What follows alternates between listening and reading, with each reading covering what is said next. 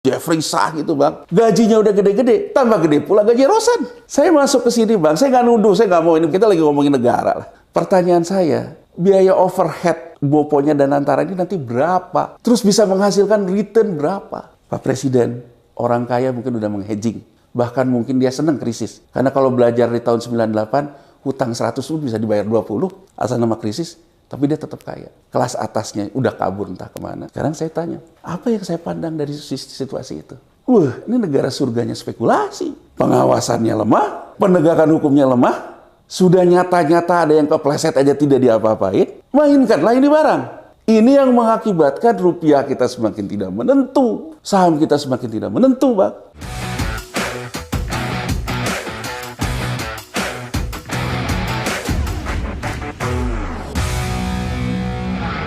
Selamat datang di channel Abraham Samad Speak Up.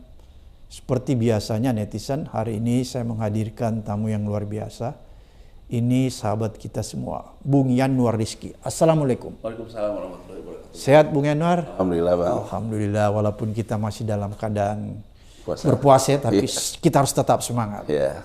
Netizen, Bang Yanuar Rizky ini pengamat ekonomi dan pengamat pasar modal ya. Yeah.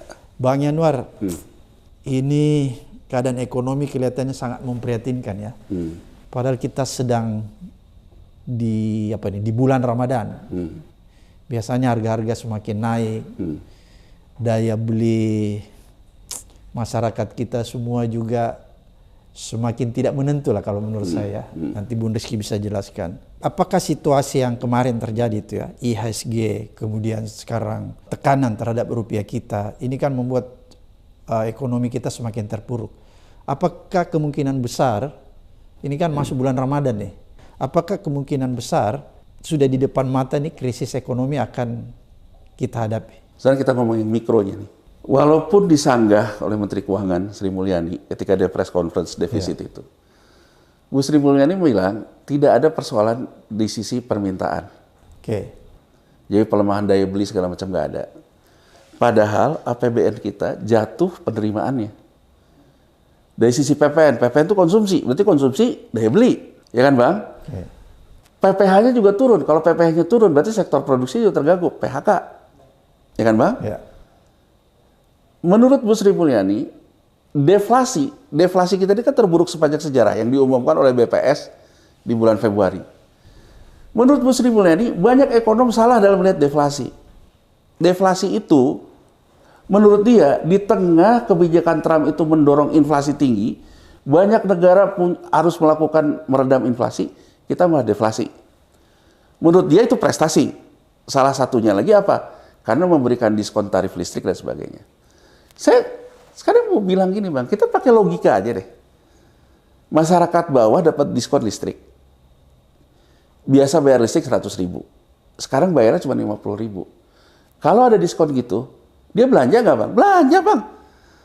Bukan terus main saham, nggak belanja.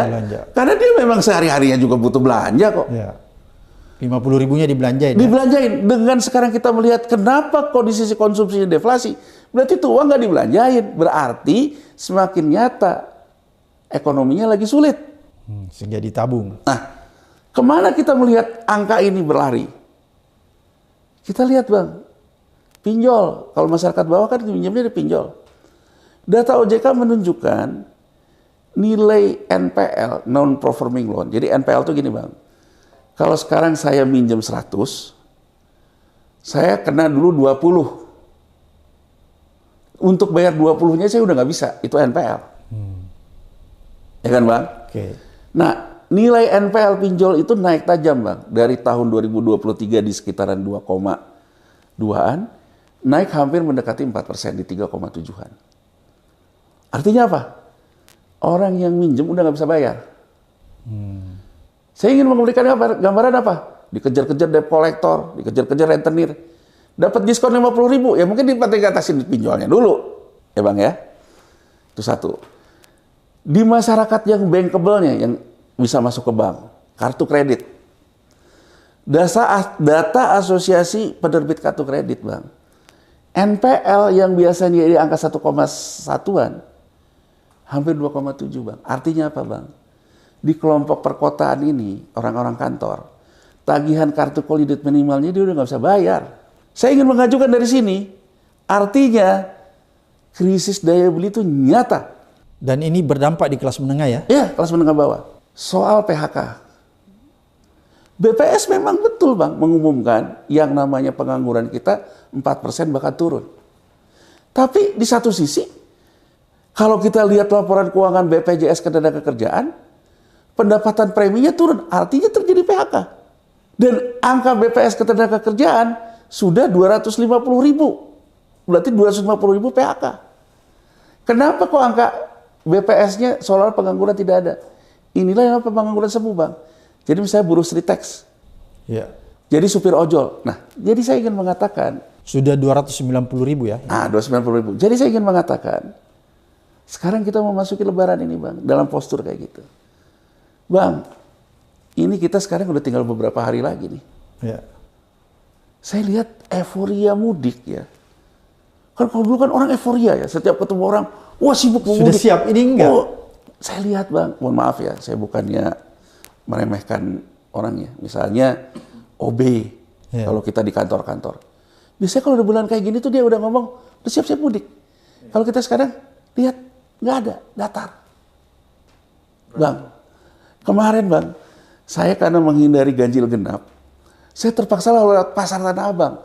Yang pikiran saya, waduh saya bisa buka di jalan nih, padahal pasar Tanah Abang macet. Sepi Bang. Itu sudah fakta ya, menunjukkan bahwa kelas menengah ke bawah ini sudah sepi.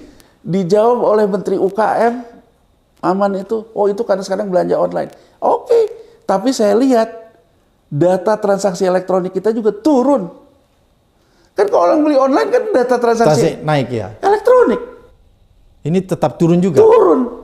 Jadi Bang, kalau Bang Samad tanya ke saya bukan, oh kalau saya sekarang lembaga survei nanti bilang masyarakat yakin, masyarakat yakin. Saya sih nalar aja. Ekonomi itu gampang Bang. Kita tanya diri kita deh, kita merasa lebih hebat, lebih sejahtera. Saya makan tabungan Bang. Sama ini kita kalau sebenarnya. Saya juga makan tabungan. Jadi saya bertanya ke saya, kalau saya tanya ke saya, ekonomi baik nggak? Kalau saya tanya ke diri saya, ya enggak. Saya makan tabungan kok. Kelas menengah ini ke bawah ya makan tabungan. Sekarang kalau kita mau tanya ekonomi ini, nggak usah lagi pakai survei yang pakai buzzer segala. Tanya aja sebelah, ekonomi itu baik nggak? Waduh, saya sedang begini Pak, saya begini Pak. Coba Bang, kalau kita sekarang naik taksi, naik apa, kita ngobrol sama supir taksi. Aduh susah Pak, kalau dulu order banyak, sekarang nggak gini. Jadi Bang, saya ingin mengatakan, bulan Lebaran ini, euforia itu turun, segala macam turun, daya beli nggak ada. Dan dalam posisi kayak gitu, jujur aja saya melihat sinyal hukum kita lemah, pengawasan kita lemah, dan kita melakukan permainan-permainan di pinggir jurang Bang. Iya. Permainan di pinggir jurang itu apa Bang? Permainan dengan isu-isu tata kelola yang kurang bener lah. Jadi saya khawatir betul Bang. Ke depan ini gitu ya, kita isunya banyak, segala macam banyak. Ya poinnya kan gini Bang, yang dikatakan oleh Presiden Prabowo. Ya kan, yang dia bawa bercanda dalam artian, siapa yang pegang saham? ARA, gini-gini kan yang di sidang kabinet. Saudara-saudara kan Presiden bilang begitu. Saham boleh naik turun. Tapi pangan aman, negara aman. Saya menggarisbawahi apa yang diyakini oleh Presiden Prabowo. Sepanjang yang di bawah ini masih bisa ditopang oleh pemerintah, tidak akan ada yang namanya kerusuhan sosial. Itu yang dia jaminkan ya? Jaminkan. Makanya saya lihat dalam kebijakan-kebijakan sektor pangan, pendekatannya mengerahkan juga aparat kan. Oke. Nah, tapi Bang, menurut saya, Pak Presiden Prabowo jangan lupa, Korea Selatan, mungkin Presiden Prabowo melihat, merefleksikan kita tahun 98 Bang. 98 itu runtuh ketika Orde Baru sudah tidak bisa lagi memberikan subsidi energi, BBM, dan sembako. Oke. Itulah runtuhnya. Nah, jadi mungkin dia dalam teori yang dalam ini barangkali yang penting itu bisa dijaga, tidak akan terjadi apa-apa. Tapi di tahun 97-98 itu Korea Selatan bukan yang ini Bang, yang tengah. Kelas tengahnya itu awalnya di Korea Selatan tuh apa? Nggak bisa ngambil asuransi pensiun karena di PHK segala macam. Lah sekarang kita juga lagi mengalami sinyal yang sama. Jadi maksud saya, hati-hati dalam melihat sinyal ini. Dan hati-hati karena belum lama ini Bangladesh tahun 2024 dipicu pertamanya oleh kelompok Gen Z-nya loh. Ya. Yang tidak mendapatkan pekerjaan. Karena kuotanya untuk para veteran kan. Ya. Di saat yang bawahnya juga bansosnya udah nggak terima. Bang, kita boleh Google bang. Menteri Sosial Saifullah Yusuf kemarin ke KPK. Tapi press conference-nya menarik. Saya pikir ke KPK mau ngapain. Press conference-nya dia mengatakan bahwa bansos, harap masyarakat memahami, mungkin bansos kita tidak bisa kayak dulu lagi. Sekarang per 3 bulanan. Artinya apa bang? Artinya ada pengurangan juga terhadap bansos loh. Ya. Perhatiin bang, jadi maksud saya ini kan orang yang biasa di market ya, selalu isu memicu segala macam. Sehingga saya selalu memperhatikan statement ini apa sih? Isu ya? Isunya. Nah jadi maksud saya bang, tapi saya ingin mungkin tiba di ujung ini kita hari ini ya bang ya. Menurut saya, hampir semua orang di dunia ini menganggap tahun 2025 ini berat. Saya ingin membawa ukurannya di mana bang? Ukurannya di bulan Maret ini harga emas naik terus. Harga Cooper itu tembaga gitu ya, itu juga naik. Di Amerika Serikat, di Cina, di India bang. Kalau harga Cooper itu naik, berarti ekonomi itu mulai pulih. Tapi ukurannya, harga Cooper dibagi harga emas, kalau rasionya naik, berarti ekonomi itu pulih. Artinya apa? Orang udah mulai percaya untuk investasi produksi dibandingkan nyimpan duitnya. Karena emas itu cenderung untuk nyimpan duit. Jadi kalau Cooper naik, emasnya turun, rasio naik, itu tanda ekonomi udah pulih. Berjalan ya? Nah, di bulan Maret ini bang, menarik bang. Harga emasnya naik terus, harga Cooper juga naik. Jadi artinya apa bang? Game-nya Trump memang inflasi. Oke. Nah, jadi ekonomi itu dalam posisi sulit seperti itu. Di tengah APBN kita juga sekarang dalam posisi kayak gini. Isu-isu penegakan hukum kita banyak. Saya ingin mengatakan bang, ya menurut saya, kalau krisis itu sunatullah, itu loh bang ya. Okay. Mungkin orang kaya sudah melakukan hedging dengan hedge fund-nya. Okay. Hedge fund-nya udah naruh ke emas, udah naruh apa. Kalaupun besok terjadi apa-apa, dia nggak akan jatuh miskin. Tapi mungkin perusahaannya bangkrut. Okay. Tapi dia sebagai pemegang saham nggak bangkrut. Karena dia sebagai orang kaya sudah menanam hedge fund. Jadi saya dengan seluruh rasa hormat kita, mencegah krisis itu kita butuh pemimpin bang. Jangan dulu bang, saya mau masuk nih. Ini kan ada situasi yang agak kontradiktif dengan situasi yang tadi abang jelaskan. Karena kalau kita lihat Danantara itu mengelola dana yang sangat besar. Lebih dari 10.000 triliun. Apa yang Bang Januar lihat? Bang, saya lihat simpel aja. Saya menggunakan beberapa indikator. Oke. Saya rasa di undang-undang pasar modal negara manapun, Indonesia, Amerika segala macam, selalu mengatur 3 hal bang. Afiliasi, entah itu afiliasi keluarga, afiliasi usaha, afiliasi profesi, ya. Orang dalam itu adalah orang yang memang dalam korporasi. Orang pemilik informasi orang dalam. Jadi katakan aja Bang Samad. Bang Samad katakan saja penasehat Danantara. Bang Samad orang dalam Danantara. Bang Samad juga pemilik informasi orang dalam Danantara. Bisa terjadi insider trading. Nah, gitu. Bang Samad bilang ke saya, Januar, ini bakal begini. Saya menjadi IOD, pemilik informasi orang dalam. Oke, ukurannya 3 ya bang. Inilah yang selalu diatur dalam undang-undang pasar modal negara manapun. Terhadap 3 hal ini, yang haram di undang-undang pasar modal negara manapun adalah apa? Transaksi benturan konflik kepentingan. Ketika antara afiliasi, orang dalam, pemilik informasi orang dalam bertransaksi bang. Sehingga terjadilah transaksi benturan kepentingan. Ukuran ini saya lihat dulu. Ray Dalio, Taylor Chapman, mau dibilang malaikat investasi kayak, mau dibilang di pasar kredibilitasnya hedge fund baik, mau dibilang Soros hedge fund buruk. Intinya Chapman, Dailo, Soros, Warren Buffett profesinya sama, hedge fund. Oke. Ya Bang ya? Oke. Hedge fund dia punya nasabah. Pertanyaan saya ingin mulai menukik nih Bang, ya kan? Pertanyaan saya iseng-iseng, saya mau cari tahu. Ray Dalio ini karena selalu dipuji-puji, apa sih hedge fundnya? Bridgewater Associates. Saya iseng, carilah di SEC. Apa sih portofolionya? Nah, SEC hanya membuka portofolio yang disimpan di Amerika. Oke.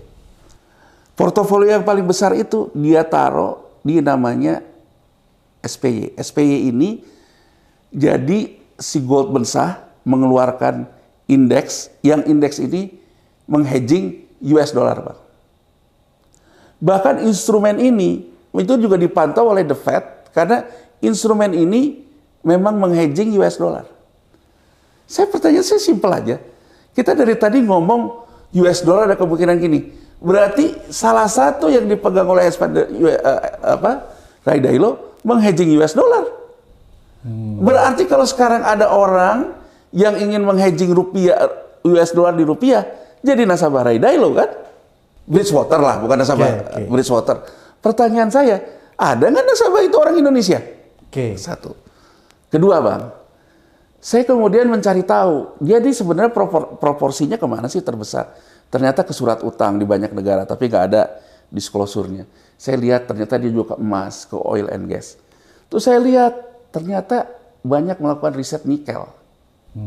Saya bilang isu yang seksi juga. Karena di Indonesia pun isunya Danantara akan masuk ke hilirisasi nikel. Ya. Ya Bang ya? Ya. Kemudian saya lihat berapa sih return yang diberikan oleh Bridgewater ini di tahun 2024. Bang, berdasarkan berita di Reuters, tahun 2024 rata-rata hedge fund, pengelola hedge fund memberikan return itu 10,7. Tahun 2023 5,7. Berarti naik 2 kali lipat. Berarti tahun 2024 itu saya ingin menggambarkan ketidakpastian selalu melahirkan keuntungan bertambah kepada hedge fund. 2024 itu kan tahun mulai ketidakpastian, apalagi 2025 ini. Dia bisa menaikkan returnnya. Tapi di Reuters itu dikatakan beberapa hedge fund bahkan bisa memberikan return lebih dari 50%. Penasaran saya, Bridgewater-nya Ray Dalio berapa persen? Saya ketemulah 35%, Bang. Bukan di angka rata-rata juga, memang bukan di angka yang optimum, 35%. Sekarang pertanyaan saya, protokol apa yang dijamin oleh negara ini bahwa Ray Dalio tidak akan memanfaatkan informasi orang dalamnya untuk nasabahnya? Ray Dalio tidak akan melakukan konflik kepentingan terhadap aksi korporasi yang akan dilakukan oleh Danantara. Pertanyaan yang sama untuk Chapman, juga dia hedge fund. Oke, dua itu saya mempertanyakan. Kita jangan jualan kecap deh. Masa ini dengan figur yang kredibel kayak gini, Ray Dalio ini bukan. Jangan jualan kecap deh, kita ngomong realita. Negara terbelakang yang percaya kepada orang, Bang. Negara yang maju itu adalah negara yang punya protokol anti konflik kepentingan. Saya lihat lagi di yang ke bawah-bawahnya. Saya ketemu nama Bono Aji. Saya ingat betul Bang, karena saya mengkritik GoTo. Iya. Dan kagetnya saya dalam presentasinya CEO Rosan ditulis, dibanggakan, ditulis Komisaris Independen Telkom, ditulis Ketua Komite Audit Telkom, ditulis pula prestasinya adalah menjadi penasehat merger Gojek Tokopedia dan IPO GoTo. Bang, saya dari dulu mempertanyakan Bang Samad, waktu GoTo itu IPO, bahkan sampai di DPR. Tapi DPR menginginkan pertemuan RDPU-nya tertutup. Saya nggak mau tertutup, saya mau terbuka waktu itu. Saya mengatakan sesuai keyakinan saya, ilmu saya. Orang boleh ngomong. Bahkan di DPR ada yang nanya ke saya pernah ngelola fund berapa? Saya nggak pernah Bang, saya transaksi saya nggak pernah. Karena saya dari dulu pemeriksa Bang, pemeriksa nggak boleh pegang saham. Supaya nggak ada konflik kepentingan. Kalau Anda tanya ke saya pernah ngelola fund berapa? Nggak pernah. Tapi saya pernah meriksa kasus besar, iya. Hampir semua kasus krisis moneter saya periksa. Saya katakan itu, cuma RDPU-nya tertutup. Mereka menyerang saya rame-rame kan. Nah kemudian saya katakan, saya simpel aja. Afiliasi, ya dulu kan ada afiliasi menterinya juga dengan komutnya GoTo. Tapi kita fokus di sini dulu. Saya bilang, ini bagaimana mungkin lawyer yang menjadi penasehatnya Gojek, dia juga komisarisnya Telkom, ketua komitinya auditnya Telkom, berdasarkan undang-undang, udah ada afiliasi usaha. Transaksi benturan kepentingannya terjadi. Ini Bang, ditaruh sekarang sebagai kebanggaan. Negara ini lagi mempertontonkan apa Bang? Negara ini lagi mempertontonkan seolah-olah konflik kepentingan bukan lagi menjadi isu besar buat kita. Dianggap normalisasi. Dianggap normal, apa aja boleh. Saya ingin mengatakan Bang, kalau gini ceritanya, apakah kita bukan sedang melakukan permainan di pinggir jurang Bang? Itu satu Bang. Kedua, pertanyaannya Bang, tanpa saya harus sebutkan namanya. Ada salah satu bekas pejabat di sektor keuangan. Anggota, ya ikut dalam rapat KKSK lah. Salah satu pejabat, kalau saya sebutkan siapa. Dia kirim WA ke saya.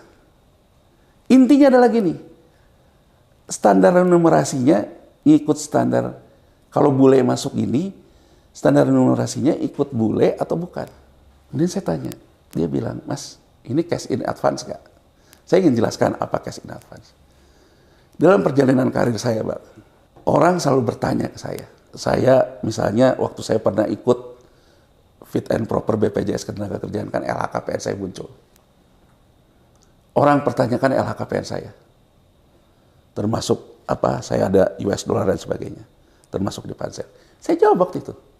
Saya pernah punya klien asing sebagai profesional. Itu LHKPN awal saya sebelum masuk pupuk udah segitu. Itu karena saya pernah punya klien asing, saya simpan. Kenapa saya simpan terus? Karena buat sekolah anak-anak saya. Itu jawaban saya di Pansel BPJS TK. Tapi saya ingin mengatakan Bang, kenapa saya tahu apa yang dimaksud oleh mantan pejabat itu WA ke saya. Saya pernah mengalami Bang punya klien asing. Jadi klien asing saya melakukan ini, kontrak 2 tahun, dia tuh cash in advance Bang, modelnya.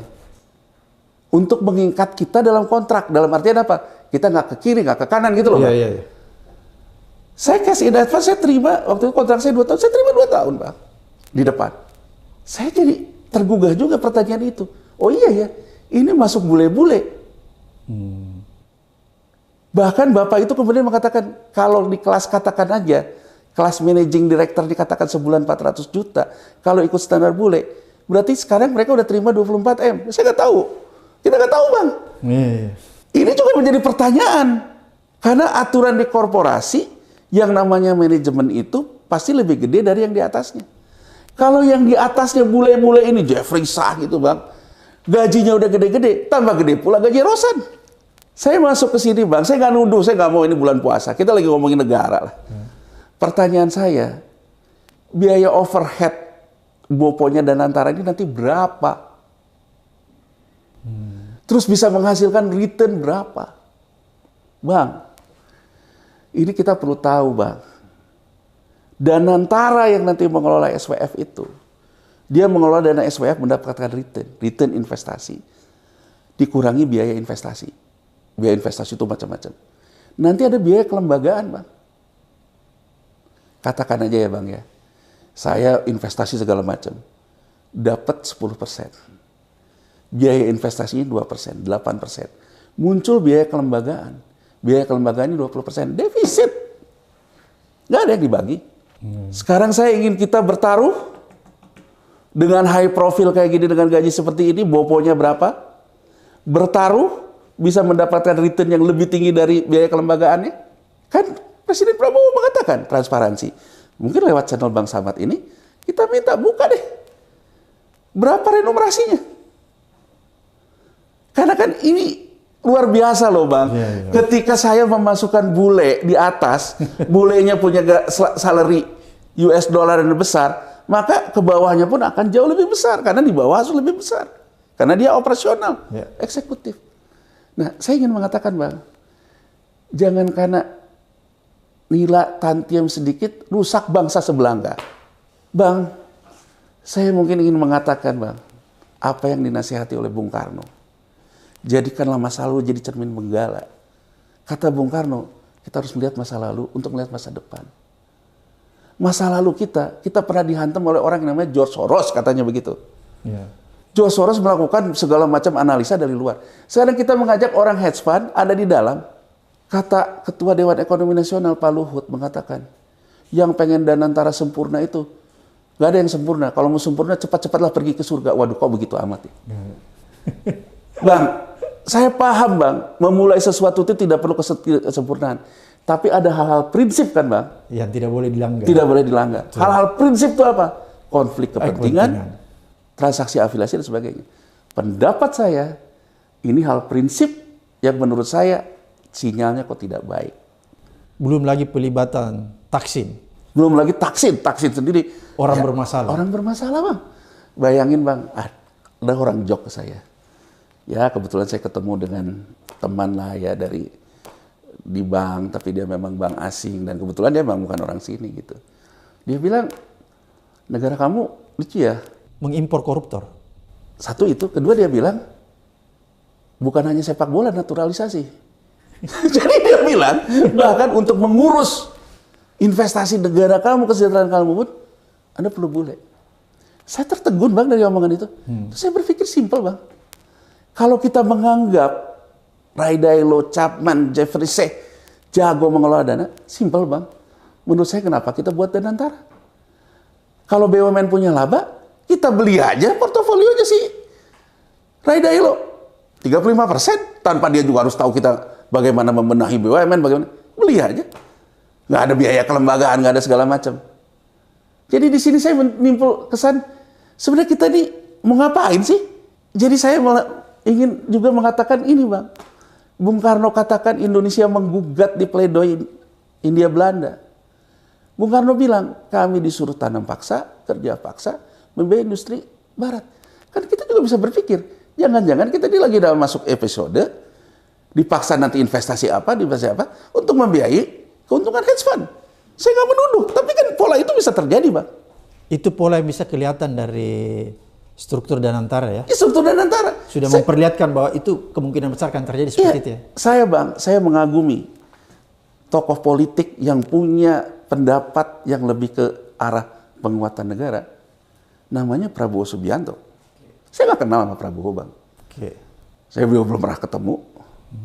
Tapi saya sering lihat dia ngomong, baca bukunya, peta jalannya. Dia tuh konsepnya adalah penguatan negara. Anti asing. Anti spekulasi. Mohon maaf Pak Presiden Prabowo. Ini justru terjadi privatisasi total. Kita udah gak punya BUMN Bang. Dengan hadirnya Danantara ini? Oh pasalnya jelas. Danantara dan semua organnya bukan penyelenggara negara. Artinya undang-undang BUMN ini, kita nih yang krusialnya bukan hanya undang-undang TNI dan Polri loh. Undang-undang BUMN. Undang-undang ini menunjukkan dalam satu undang-undang yang tadinya kita menasionalisasi perusahaan-perusahaan VOC menjadi BUMN. Ketika kita kena krisis moneter, kita mulai privatisasi. Orang ribut kita menjual BUMN. Hari ini Bang, privatisasi total. Dengan hadirnya Danantara. Danantara, karena dia bukan BUMN. Siapa bilang? Udah bukan penyelenggara negara. Privatisasi total Bang. Jadi tidak ada lagi negara di sana ya? Privatisasi total. Saya simpel aja deh. Orang bilang gitu, kita harus mendukung, jangan sampai perahu ini karam. Oke, kalau ini memang tujuannya privatisasi total, saya sekarang mengajukan lagi. Di Amerika Serikat, konsepnya nggak ada BUMN, nggak ada apa, privatisasi total. Tapi yang namanya otoritasnya, US SEC, penegak hukum yang nggak ada matinya. Dalam artian, dia tegas dalam segala hal. Pertanyaan saya, siap nggak OJK? Berarti dengan postur Danantara, udah nggak ada KPK, udah nggak ada BPK. Siapa yang menjadi otoritas pengawas, pemeriksa, penegak? OJK. OJK-nya siap nggak? Lah, kredibilitas OJK. Kredibilitasnya, lah halting aja, diem aja. Kayak iklan mobil zaman dulu nyaris tak terdengar. Personilnya juga kredibilitasnya Nah masih Bang, dipertanyakan. sampailah saya pada satu titik Bang. Ini kita lagi ngomongin bangsa yang berharap presiden bisa merubahnya. kita dilanda oleh teori saling sandera, saya baca. Oke. Saya coba lihat Bang, coba lihat ke belakang. Ada audit BPK. Di ikhtisar audit BPK itu, tersandera betul Bang, Dewan Komisioner OJK ini dengan audit BPK. Tapi sama DPR nggak diapa-apain kan? Tapi kan kalau macam-macam kan, diangkat tuh audit. Gubernur BI kita Bang, tersandera OTT KPK tentang CSR. Bang, saya Bang sangat mengkhawatirkan di tengah Amerika Serikat subprime mortgage menjadikan krisis tahun 2008, Cina krisis properti tahun 2021, kita atas nama 3 juta perumahan, Bank Indonesia mau membeli SBN terkait dengan perumahan ini. 150T Bang, saya baca. Di saat saya juga melihat Bank Indonesia sekarang lagi kesulitan menstabilkan rupiah. Dan yang menjadi saya tertegun apa Bang? Ini tidak dikatakan oleh Gubernur Bank Indonesia di DPR. Dan mohon maaf, DPR kita kembali kayak zaman dulu. Buat undang-undang aja bisa 1 minggu gitu loh. Bang, saya lihat Bang, Ben Bernanke ketika krisis Amerika 2008. Dia datang ke Kongres, ke Senat. Begitu dinamisnya. Anggota DPR-nya menyerang dia. Kenapa quantitative easing? Kenapa begini? Dia menjelaskan pandangan dia tentang ekonomi Amerika, tentang segala macam. Tadinya itu kan saya nunggu. Kapan ya Gubernur BI testimoni di DPR? Sehingga dia misalnya katakan saja setuju terhadap kredit perumahan. Yang ada Bang, Gubernur BI. Dan ini di Instagramnya Menteri Perumahan. Dia menghadap ke rumah Menteri Perumahan Bang. Gila. Jadi Bang, saya melihat di sini, ya Allah. Negara saya kok jadi gini sih. Jadi ibaratnya itu yang dikatakan oleh Prof. Mahfud saling sandera. Sekarang tuh terjadi saling sanderanya di sektor keuangan. Di saat sektor keuangannya juga kayak gini, saya berharap melalui channel Bang Samad, Presiden Prabowo menegaskan jangan sampai kita krisis. Pak Presiden, orang kaya mungkin udah menghedging. Bahkan mungkin dia senang krisis. Karena kalau belajar di tahun 98, hutang 100 bisa dibayar 20 asal nama krisis, tapi dia tetap kaya.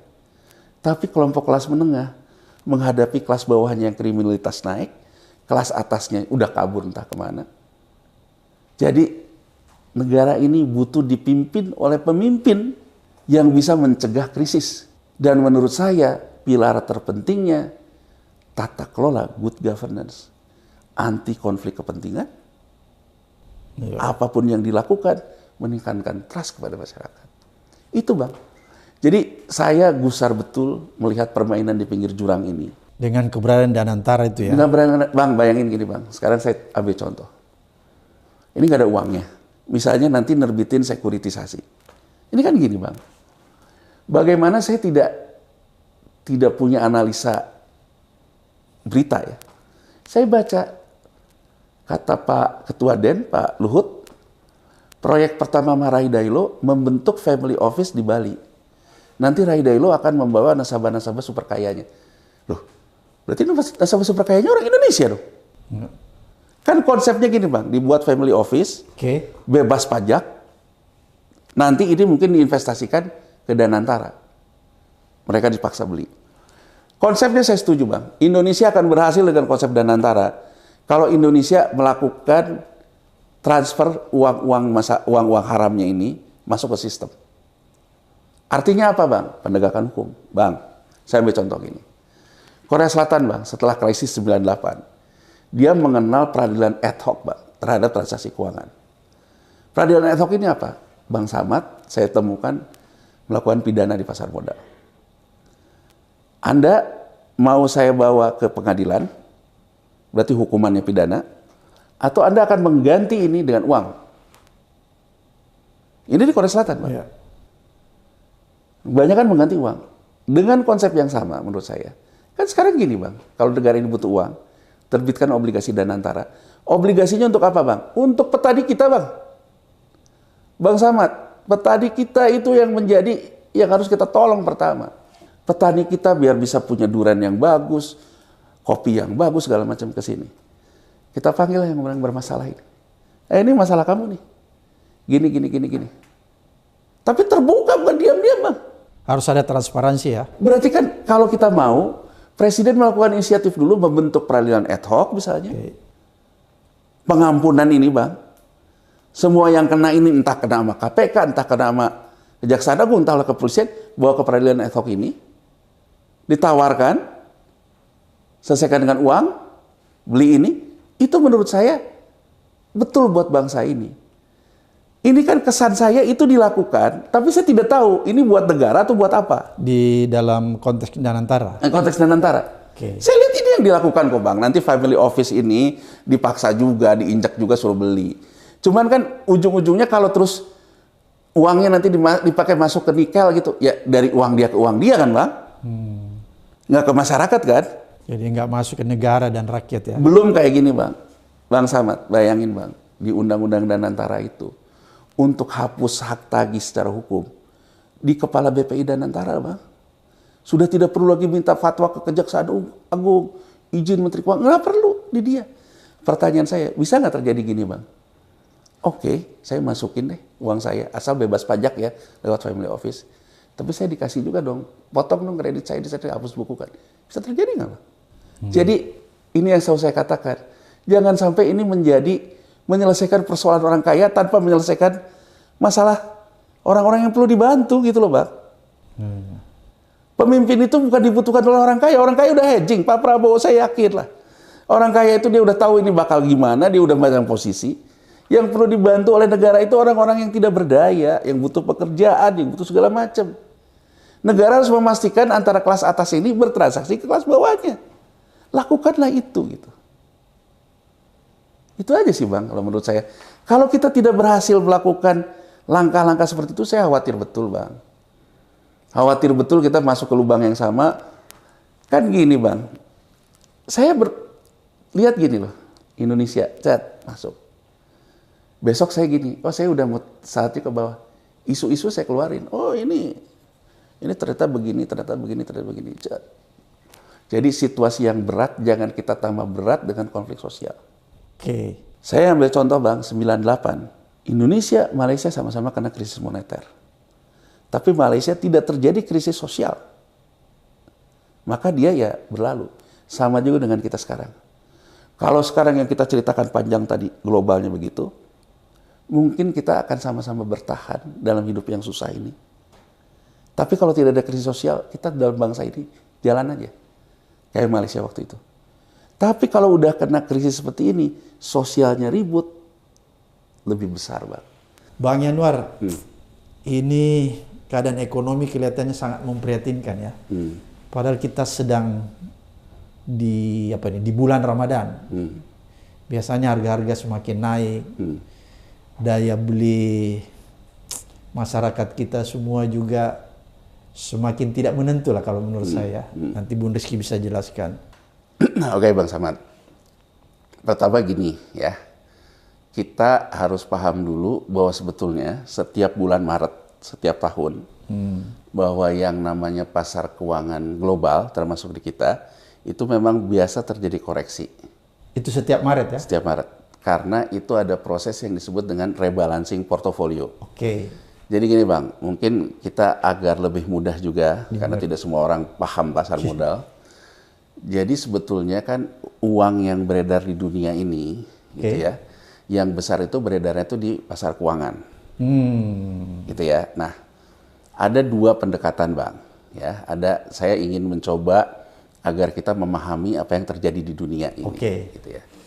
Jadi gini Bang, setelah Perang Dunia Kedua itu selesai, di tahun 1944 itu adalah ada pertemuan Bretton Woods Agreement.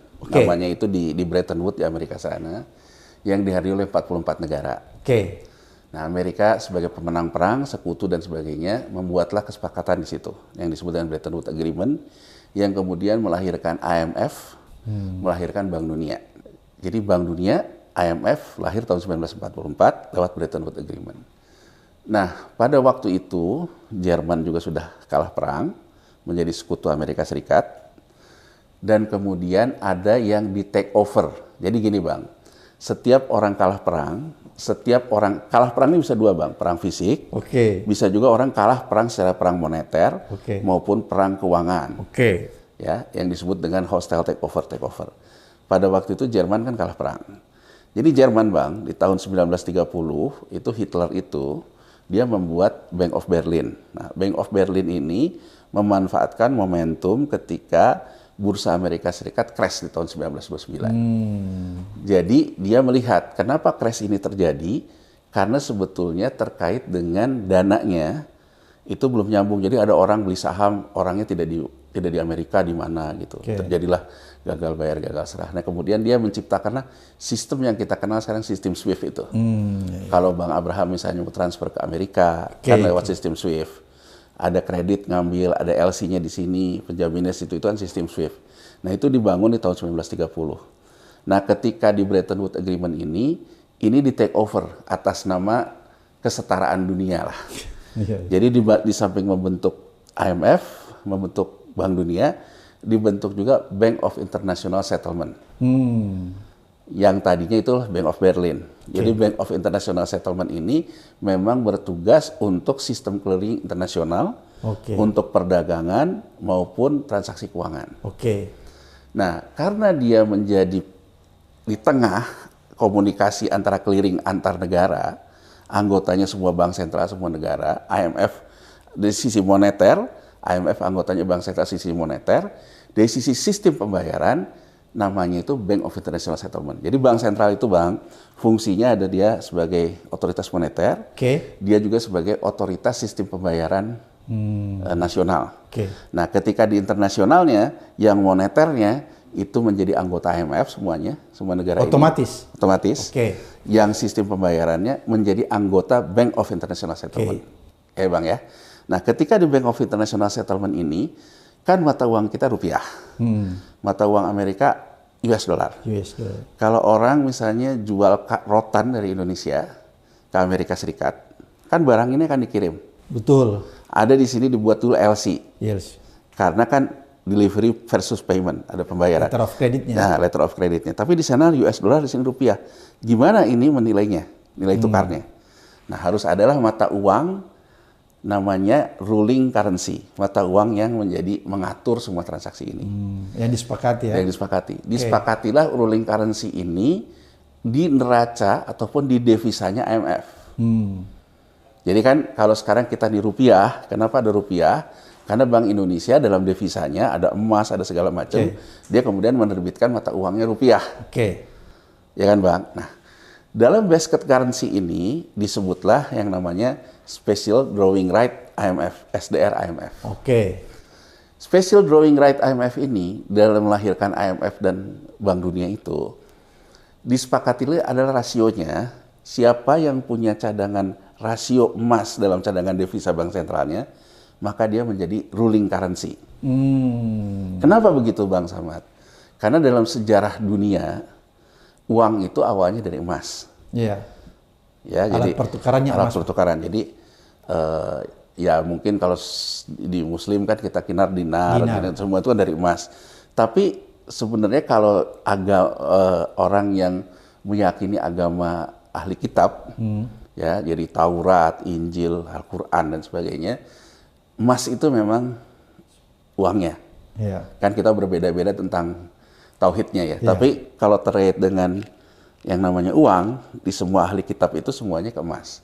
Jadi boleh dibilang emas ini uang dari zaman para nabi lah. Nah, sehingga kesepakatan di situ pun merefernya itu ke emas. Jadi siapa yang punya rasio nih, rasio dalam cadangan devisanya emas terbesar, dia jadi ruling currency. Yang terbesar pada waktu itu Amerika Serikat, Bank Sentral Amerika Serikat, the Fed itu. Nah, cuman kan atas nama bahwa ini kesepakatan dunia, dia bagilah sisanya ke sekutunya. Ya, sekutunya itu waktu itu ada Jerman, frank Jerman, ada pound sterling, ya, kemudian Jepang belum masuk pada waktu itu, nah, ya kan, nah, itulah dibentuklah SDR IMF, gitu loh Bang. Nah, karena SDR IMF itu mayoritasnya itu adalah US dollar, ya kan, maka ruling currency di sistem SWIFT yang sistem pembayaran juga US dollar. Itulah kenapa orang selalu bilang, kenapa sih selalu ke US dollar, selalu ke US dollar. Kemudian mulai muncul orang ide BRICS. Kenapa kalau kita sama Cina, ya udah kita sama Cina aja gitu. Jadi BRICS ini kan sebetulnya ingin merombak tatanan ini Bang Samad. Ya kan US dollar sebagai ruling currency. Nah, ini Bang Samad ya kan, karena dia pemenang perang dan sebagainya. Dan di tahun 70 dia mulai memasukkan Jepang. Jepang itu menjadi sekutu dia pada akhirnya. Jadi Jepang juga dapat porsi besar. Nah, ini kalau kita lihat dalam sejarahnya ketika kita melihat apa yang terjadi hari ini. Nah, sejak tahun 1944 itu, Bang Samad, dunia ini sudah diatur oleh para kaum monetaris. Jadi kalau dulu diatur oleh MacArthur gitu ya. Jadi artinya orang-orang perang gitu loh. Orang-orang perang fisik. Para serdadu. Di tahun 44 dunia ini diaturnya oleh para kaum monetaris, oleh para central bankers. Jadi artinya sudah tidak ada lagi isu penjajahan fisik. Isunya sudah bergeser. Kita sekarang negara semua setara, merdeka, hak asasi dan sebagainya. Sama. Tapi ruling currency, ruling world gitu, diatur oleh para kaum monetaris. Jadi ini yang namanya, kalau dalam teori ekonomi, kaum monetaris. Nah, Bang Samad, kaum monetaris ini sebetulnya kalau kita lihat akarnya, ini dari Adam Smith, yang teori pasar. Teori paling di ekonomi. Teori liberal. Ada teori klasikal yang Schumpeter segala macam, yang peran negara yang besar. Kalau ini kan peran pasar. Nah, ketika Amerika Serikat itu krisis besar di tahun 1929, itu ada ekonom namanya Keynes, John Maynard Keynes, ya kan? Yang dia di tahun 1922 mulai terbuka, dan ketika Roosevelt menang pemilu di Amerika Serikat dia buat surat terbuka. Keynes itu kan bilang bahwa invisible hand yang dikatakan oleh Adam Smith itu pada kenyataannya itu tidak ada. Kan kapitalisme itu ini. Adam Smith selalu mengatakan bahwa ada invisible hand yang akan menstabilkan dunia. Jadi menurut si Keynes, kan waktu itu habis flu Spanyol juga Bang Samad. Hampir mirip lah sama kita sekarang habis flu COVID ya. Nah, Keynes bilang negara itu, bahwa dia bilang ini, in the long run we all dead. Dalam jangka panjang kita tuh semua mati. Sama juga semua agama mengatakan yang pasti mati, kita nggak tahu kapan. Nah, Keynes bilang, kita semua mati.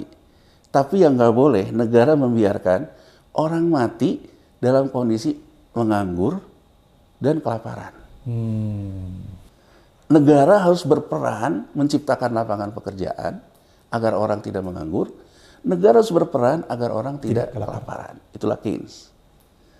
Jadi dunia itu, orang banyak bilang, Amerika Serikat pulih dari krisis besar tahun 1929, itu karena terapi Keynes dipakai oleh Roosevelt. Tapi dalam banyak jurnal-jurnal sekarang, enggak. Karena Amerika menang perang. Keynes itu hanya bagaimana dia melakukan normalisasi lah terhadap hubungan-hubungannya reforma agraria. Sampai di sini saya ingin mengatakan Bang Samad, bahwa perang itu selalu diinginkan oleh negara yang dalam posisi dominan. Untuk memulihkan ekonominya. Kan begitu ya? Itu teorinya. Itu teorinya. Tapi sejak 1944, dunia ini udah lagi tidak perang fisik menjajah. Perancis menjajah Afrika, Indonesia dijajah Belanda. Sudah tidak begitu, semua orang sudah merdeka. Nah, penjajahannya itu lewat keuangan, lewat monetaris ini. Kira-kira tahun 1971 muncullah yang menentang Keynes. Namanya Milton Friedman. Milton Friedman itu mengatakan bahwa Keynes itu justru menghambat perekonomian. Harusnya itu dibiarkanlah pasar keuangan ini berkembang. Nah, ini saya ngomong kayak gini nih agar kita tahu dulu, karena tidak semua orang mengerti kenapa dunia itu sekarang seperti ini. Gini Bang Samad, sampai di situ saya ingin mengatakan, timbullah yang namanya wealth management. Ini dikembangkan oleh kaum monetaris baru yang dipelopori oleh Milton Friedman tahun 1971. Inilah yang orang sebut kaum neoliberal, Bang Samad. Ini yang disebut neolib. Neolib itu ini. Jadi orang monetaris yang kemudian mengembangkan yang namanya wealth management. Wealth management itu apa sih Bang Samad gampangnya? Teori tentang uang dari Keynes itu ada 3 Bang Samad. Kalau kita punya uang, pertama kita transaksi dulu. Kalau kita setelah transaksinya cukup, orang akan berjaga-jaga, menabung. Fungsi uang kedua itu adalah berjaga-jaga, menabung. Menabung itu berjaga-jaga. Berjaga-jaga, orang menabung. Tapi menurut Keynes, kalau orang sudah berjaga-jaga menabung, tapi situasinya tidak ketidakpastian seperti hari ini, orang akan cenderung menggunakan uangnya untuk spekulasi. Ditarik tabungannya untuk spekulasi. Untuk spekulasi.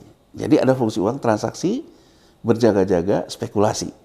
Makanya Keynes punya pemahaman, jangan dibiarkan uang itu keluar dari sistem perbankan. Karena kalau tidak akan menjadi spekulasi. Artinya apa? Yang kaya tambah kaya, yang miskin tambah miskin. Akibat yang spekulasi ini bisa memukul menjadi krisis. Karena ada spekulasi ya. Ada spekulasi dari orang yang uangnya berlebih. Caranya dia gimana tuh? Ke pasar keuangan.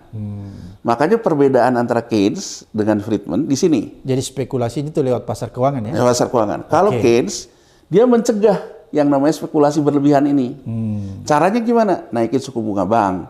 Agar orang yang punya uang itu Tetap tidak menarik karena dia diberikan bunga yang naik. Iya, oke. Dia nggak perlu spekulasi. Nggak perlu spekulasi. Menurut Friedman tahun 1971 salah ini Keynes. Kalau dia naikin bunga kayak gitu, bukannya ekonomi malah bergerak, ekonomi itu malah berhenti.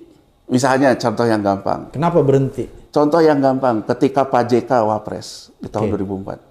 Pak JK selalu teriak-teriak, bagaimana ini bank ini? Kalau bunganya segini, kredit, mana bisa membiayai pembangunan? Kan gitu kan? Oke. Sementara dari sisi bank, saya kasih kredit segitu karena saya bayar deposito pun bunganya tinggi.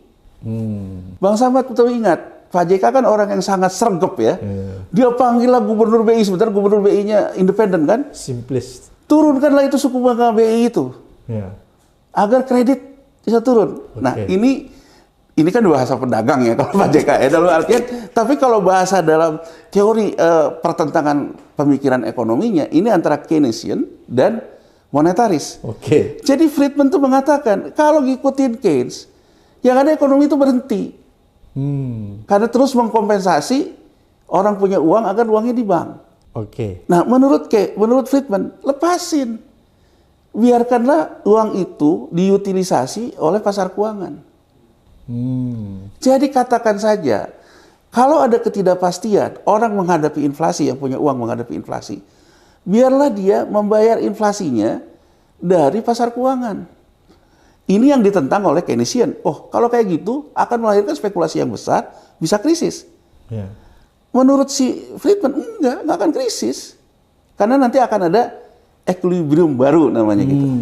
Nah, sekitar tahun 80 muncullah orang yang dapat Nobel yang namanya John Nash dengan teori game teorinya. Oke. Dia menerjemahkan Adam Smith, Keynes, Friedman ini dalam bentuk game teori.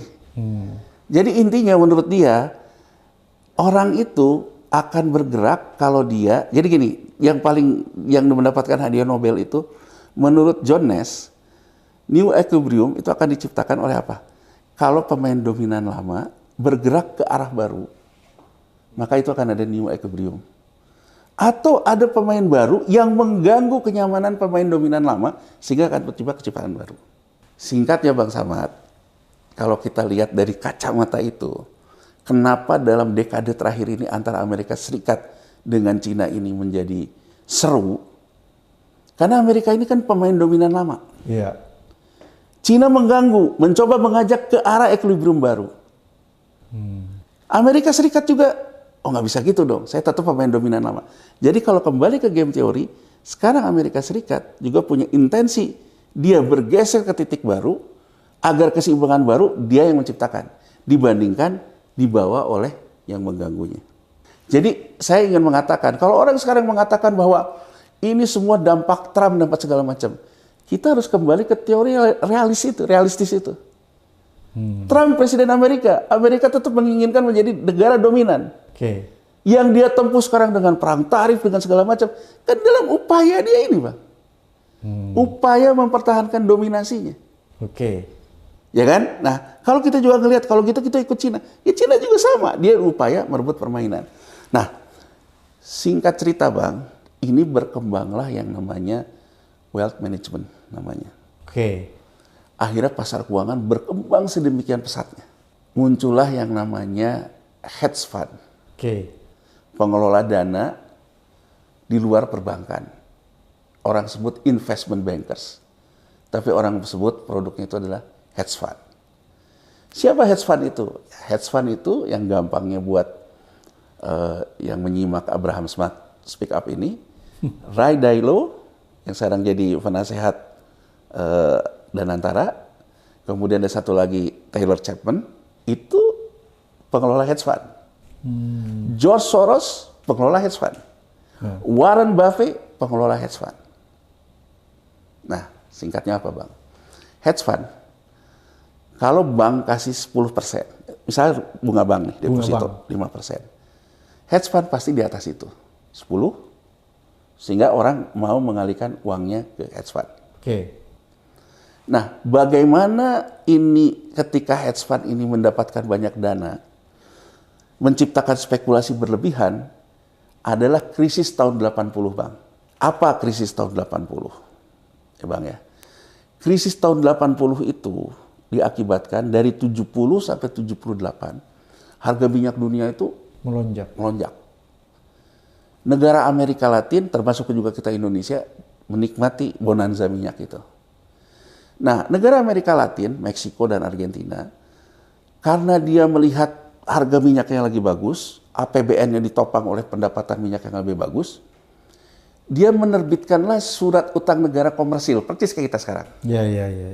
Yang diperdagangkan di pasar keuangan. Untuk membiayai apa? Pembangunan infrastruktur segala macam. Persis dengan cara berpikir pemerintahan kita sebelumnya ini. Pemerintahan Jokowi kan gitu. Wah, infrastruktur segala macam. Berpikirnya itu bahwa toh saya nerbitin utang, saya bisa bayar karena harga minyaknya lagi tinggi. Nah, harga minyak tahu-tahu di tahun 78 dibuat turun. Orang selalu menuduh, kok bisa mendadak jatuh? Ini berarti kan ada yang saya katakan di awal, rebalancing dari hedge fund yang tadinya pegang emas karena harganya udah pegang oil and gas di bursa komoditas oil, harganya udah ketinggian, dia mau ngambil profit, dia jatuhin tuh harga. Karena dia mau rebalancing, tukar dengan apa? Menyebabkanlah krisis tahun 80. Gitu kan, Bang? Saya ingin menggambarkan bahwa itulah realita dunia. Jadi ketika ada pengelola hedge fund yang mengelola duit orang-orang kaya, melakukan spekulasi berlebihan, itu bisa mengakibatkan volatilitas namanya. Pergerakan naik turun yang terlalu tajam. Nah, Bang, kenapa muncul ide SWF, Sovereign Welfare Fund, termasuk kita Danantara ini? SWF itu pertama kali yang menempuh tuh Norway, Bang, Norwegia. Jadi Norwegia itu di tahun 90, dia tuh merasakan berkah harga gas yang besar. Harga gas nih, Bang. Norwegia ini, dia itu adalah produsen amoniak terbesar, karena gas dia paling banyak. Nah, dia kemudian berpikir terhadap apa yang terjadi di Amerika Latin tahun 80. Ketika minyak lagi naik. Ketika minyak naik, tahu-tahu turun, yang ada gagal bayar, nggak bisa bayar hutang, yang ada menjadi krisis tahun 80. Norwegia berpikir, ini suatu saat berkah saya dapat dari gas ini, suatu saat gas saya ini mungkin bisa dibanting juga nih oleh pertarungan para kaum monetaris ini, oleh hedge fund ini. Dia kemudian berpikirlah membentuk, kalau sektor private, sektor individu bisa membentuk hedge fund, kenapa negara tidak membentuk juga yang namanya hedge fund? Itulah ide SWF, Bang. Jadi SWF itu negara menjalankan proses hedging, proses hedge fund untuk melindungi masa depannya ataupun mendapatkan return yang lebih besar. Jadi kalau hedge fund di Amerika Serikat nggak ada, Bang, SWF, karena dia nggak punya BUMN, nggak punya gitu kan. Jadi tapi banyak orang-orang private yang menjadi nasabahnya hedge fund. Jadi hedge fund yang dikelola negara itu namanya SWF, dibentuk oleh Norway. Norway dari laba oil and gasnya ini, itulah yang dia kelola. Tujuannya apa? Kalau suatu saat harga oil and gasnya itu turun, kita udah kelola dana ini. Dikelola oleh hedge fund. Itulah hedge fund. Nah, itu yang mau dicontoh Indonesia ya? Contoh Indonesia. Danantara. Tapi kan seperti dikatakan oleh majalah Ekonomis, Indonesia negara paling lucu, dia bilang. Memulai SWF nggak punya duit. Karena semua orang yang memulai SWF itu pakai uang dingin, Bang Samad. Uang dingin ya? Uang dingin tuh, kan gini Bang Samad ya. Bang Samad nih, sekarang kita nggak usah ngomong dulu negara. Ya. Bang Samad sekarang punya tabungan. Katakan aja 100 juta. Saya pengelola hedge fund. Saya bilang ke Bang Samad, masukin dong ke saya. Saya bisa kasih lebih dari bank. Kan? Bang Samad tertarik sama saya. Ya udah, Bang Samad kasih semua tabungan Bang Samad. Tapi itu bukan uang dingin buat Bang Samad. tahun depan anak Bang Samad sekolah. Oke. Bang Samad ternyata tahu-tahu hedge fund-nya, oh belum, ini belum selesai transaksinya. Bingung kan Bang Samad? Itu bukan itu buang uang dingin. Jadi sebetulnya Bang Samad punya tabungan, sudah punya alokasinya. Ya. Nah, makanya di Amerika Serikat Bang Samad ini dengan penuh segala macam krisis-krisis, yang boleh jadi nasabah hedge fund itu juga diatur. Benar-benar orang yang net worth-nya tuh tinggi, net worth itu kekayaan bersihnya tinggi. Jadi betul-betul yang dilayani itu orang-orang yang punya uang dingin, Bang, bukan uang-uang. Ya. Karena kan gini loh, Bang, teorinya, kalau spekulasi berlebihan, tapi realistis, ada datanya, ada kemampuannya, ada mitigasi resikonya, itu spekulasi. Itu sah.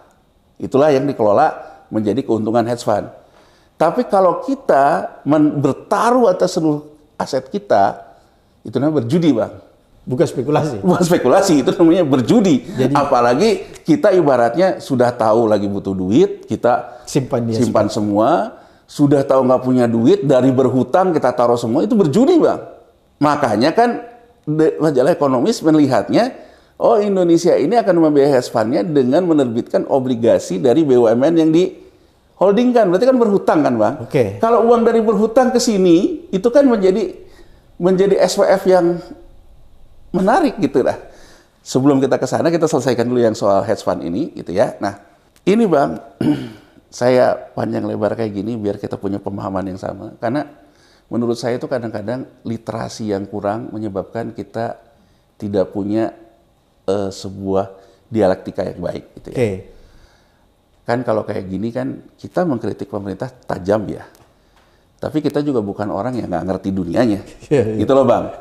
Artinya kan kritik harus dibahas dengan kritik, bukan dengan nyinyir. Kita juga nggak nyinyir, itu kan Bang yang ingin saya tegaskan. Nah, ini Bang, proses ketika si hedge fund ini mengelola wealth management yang banyak ini, itu biasanya terjadi di Maret. Bulan ini ya? Nah, kenapa Maret Bang? Satu gini, di Maret itu ada yang namanya defisit di Amerika Serikat, defisit pemerintahnya. Jadi kalau pemerintahnya itu ada defisit, penyelesaiannya itu di Maret Bang. Nanti Maret, nanti September. Itu adalah penyelesaian defisit pemerintahan Amerika Serikat. Nah, hedge fund ini dalam mengelola return-nya, unstructured return-nya ini, dia sangat tergantung kepada juga yang namanya kebijakan bank sentral. Terutama bank sentral utama. Dalam hal ini The Fed, Bank Sentral Eropa, US Central Bank, Bank Sentral Jepang, Bank of Japan, sama Bank Sentral Cina, Public Bank of China. Dia sebetulnya mengukur di antara 4 bank sentral ini, kira-kira uang beredar di pasar keuangan itu akan kemana? Akan ke oil kek, akan ke emas kek, akan segala macam. Dia mengalokasikan portofolio berdasarkan dia melihat data ini. Data arah kebijakan bank sentralnya. Dia juga menganalisa terkait dengan data ekonomi makro segala macam. Disitulah dia menempatkan alokasinya. Karena di Maret itu pemerintahan Amerika Serikat mengasih defisitnya, maka dia selalu melakukan rebalancing di Maret. Kenapa Amerika Serikat yang sangat menentukan? Saya bilang tadi Bang, karena dari Bretton Woods 1944, dari sejarahnya. Nah, sejarahnya sampai hari ini ruling currency-nya itu US dollar. Nah, sehingga di bulan Maret itu ada rebalancing Bang. Tujuan apa? Pertama cash in. Cash in itu artinya apa? Merealisasikan keuntungan saya. Jadi kalau saya mengelola portofolio misalnya Bang, ke saham 20, ke obligasi Indonesia 10 misalnya, obligasi Amerika berapa, emas berapa, oil and gas berapa, itu kan portofolio yang saya kelola. Nah, dalam setahun kan saya harus memberikan return ke nasabah saya. Saya cash in namanya, saya realisasikan dulu keuntungan saya dari sini. Berarti kan kalau saya beli sepanjang tahun ini, saya beli saham rata-rata di misalnya, anggap aja saya beli saham dari harga 100 sampai 150, average 125. Hari ini sahamnya dalam posisi 160. Saya jual semua barang saya. Tapi kan saya tidak akan mungkin, dalam hitungan itu, artinya kan saya beli selama 1 tahun, average 125, saya turun jual di 160, saya untung kan Bang? Itu kan realisasi keuntungan kan? Tapi kalau saya jual, berarti sahamnya turun. Apalagi kalau jualnya banyak. Ya kan Bang? Kalau sekarang saya jual banyak untuk kepentingan cash in tadi, ya saya jual aja. Seturun-turunnya misalnya ke 145, dapatlah saya keuntungan. Dari average membeli selama setahun 125, average jual selama Maret ini, mungkin saya dapat di angka harga average jualnya 145. Sehingga saya bisa memberikan return 10. 145 kurang 125, 20. Oke. Oke, 20 ini 75 sampai 80% saya kasih ke nasabah saya. 15 sampai 20 punya saya.